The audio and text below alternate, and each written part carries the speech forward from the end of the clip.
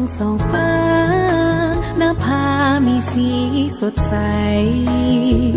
ความมืดหายไป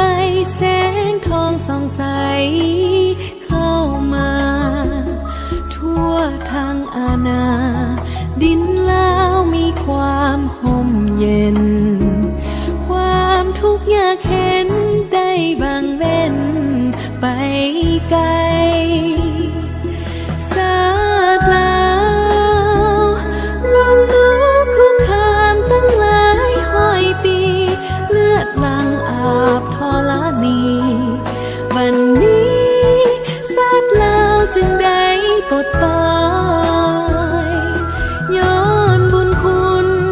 ของพักป่าสาสนปฏิบัติลาวสาวลาวบ่มีวันหลงลืมใดตลอดชีวิตขออุทิศไว้นามพระเขาท่านน้องฮักบูชาเจ้าบ่มีวันให้มองเศร้าฮักเอ๋ยจง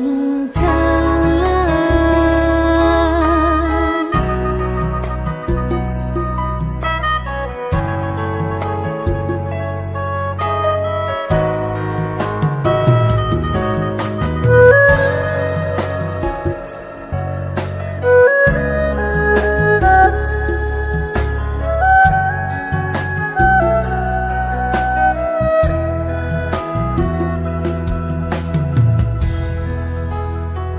แสงทองส่องฟ้า